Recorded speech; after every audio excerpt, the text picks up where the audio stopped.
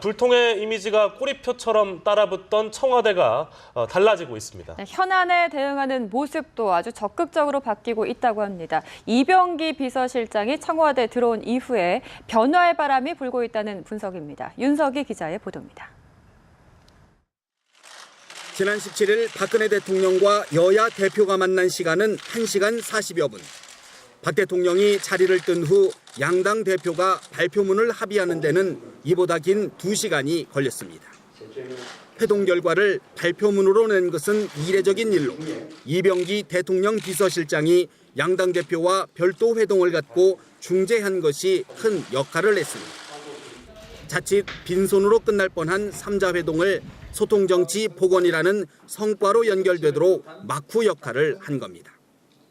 현 정부의 경제정책을 비판한 새정치연합 문재인 대표의 주장에 발빠르게 반박 자료를 낸 것도 눈에 띕니다. 정치 공세든 정책 비판이든 일절 대응하지 않던 종전 기조에서 벗어나 적극적으로 대처하겠다는 기류가 엿보입니다.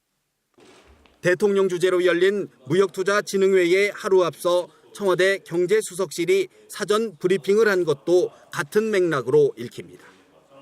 청와대 안팎에선 소통의 가교 역할을 자임한 이병기 비서실장이 청와대의 변신을 이끌고 있다는 분석이 나옵니다. 이 비서실장 취임 이후 청와대 내부 기류도 한결 부드러워졌다는 후문입니다. 청와대 관계자는 이 실장과 비서관, 행정관들 간 다양한 접촉이 늘고 있다며 정돈되고 절제됐던 전임 실장과는 다른 분위기라고 전했습니다. 박 대통령이 서류를 가지고 관저로 퇴근하지 않도록 권유하겠다고 밝힌 이병기 실장. 집권 3년 차를 맞은 박 대통령의 국정운영 스타일에도 변화가 있을지 주목됩니다. 연합뉴스TV 윤석입니다. 새정치민주연합은 의원총회를 열고 박상욱 대법관 후보자에 대한 인사청문회 개최 여부를 논의했지만 결론을 내리지는 못했습니다. 우윤근 원내대표는 의총 직후에 기자들과 만나 안건을 의결할 정도가 안 돼서 보고만 하고 다음 주에 다시 인사청문 특위위원들과 회의를 하기로 했다고 말했습니다.